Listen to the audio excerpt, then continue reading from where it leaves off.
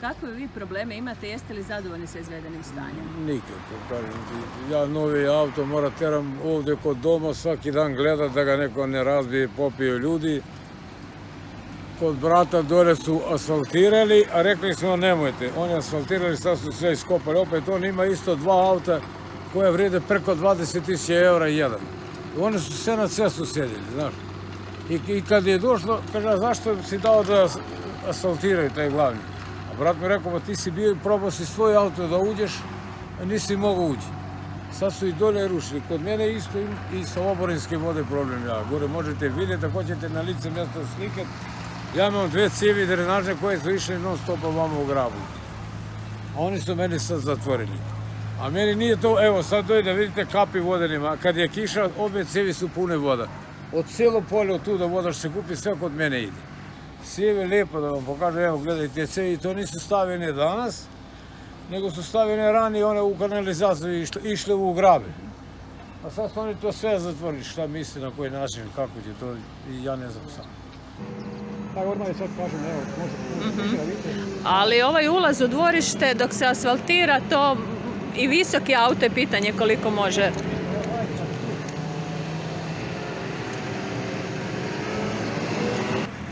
Nisam ulaz sam, evo, tu sve povišeno je, tak sam radim, evo.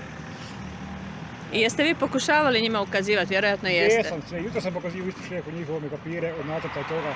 Klime glavom, lijevo, desno. Riješit ćemo, nećemo riješiti, vidjet ćemo. A šta, prave budale od nas sviju? Da. Kakve su odgovore? Kakve ste dobivali? Ne, da džipa uzmemo ili da u rikverce izlazi na cestu. Da se u rikverce izlazi. Koja je to logika budala da moraju u rikverce izaći na cestu? Zakonski se ne smije u rikverce izlazi. Znači to su bili njihovi odgovori, izvođača, projektanata, koga? Od izvođača, od njega se sve pita šta će ovi ljudi koji rade, oni moraju raditi kako im se naredi. Znači šef vam je to njihov neki govorio? Šefovi, samo jedno na drugu lopticu prebacivaju. Znači vi ne odustajete i nećete, pretpostavljam, ih pustiti da ovo zabetoniraju? Ne, šta ih pustiti, evo ti bostovi 5 metara, jer može kamion ovdje zaći u dvor kad drva dođu? Ne može. Da su bar ukosili ukosa, da su betili ko normalni rubnjaci. Evo, gledajte, sami poslikajte. Sad ovo nije logično da ovak ide u kosu. Znajte, da se može izići normalno. Kud je ustrano sve. Svima su nam uzeli po metar mosta. Svima. Rekli su vratit ćemo na prvobitni položaj. Nisu vratili. Svima su uzeli 1 metar. Znači 1 metar asfalta su oni dobili. Da bi mogli nekoliko stotina ili možda i kilometar i pol asfalta baciti. Mislim, to je tužno i žalosno. A unatoč tome što smo mi pričali da neće biti moguć ulaz u dvorište, oni su izasfaltirali, pa ajmo i ovo na novo. Idemo rezati, pa to je najjeftinije. Znači već su rezali i trgali asfalt? Evo, ovo je sve trgalo. Ovo je sve što oni rade sad s ove desne strane. Sve bilo gotovo. To je sve bilo gotovo. Investitor su Hrvatske ceste. To znademo. Do predstavnika investitora se ne može doći.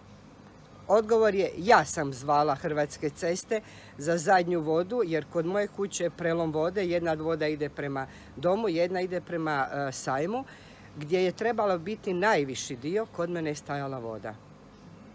Meni to nije bilo jasno, ja sam zvala, nisam došla do njega, tajnica mu je prenesla, drugi dan je bio odgovor, radi se na tome.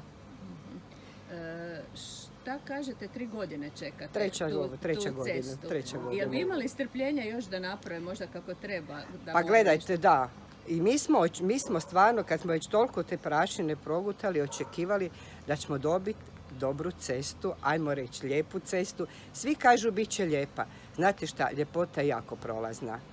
Mi se molimo samo da bude kvalitetna. Znači, koji još problem imate? Problem još imamo autobusnu stanicu kod doma. Ta naša stanica godinama postoji. Ja sam 43 godine bila je tu.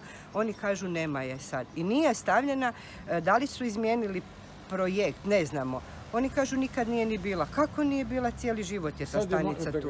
Jer djeca tu stanu, jedna je dolje, bilo je problem i sad kad su djeca išla u školu, autobus nije mogao. Pa su roditelji vozili do Kopeksporta, dolje do sajma, pa jedni gore do Kokočevca.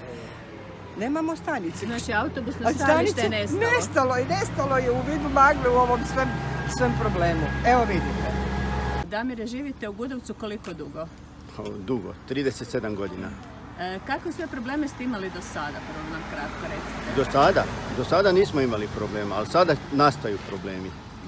Nastaju problemi. Oduzeli su putne jarke, što nam je mi smo niski kraj i mi ćemo plivati nakon ovog izdizanja ove naše ceste. Znači vi ste si vaše oborinske vode sami nekako pokušavate riješiti. Budete posnimili pa ćete vidjeti. Mislim, Ako je ovo rješenje, onda... Ako je ovo rješenje, a ostaće, za sada će ostati tako, pa nek neko proba maknuti.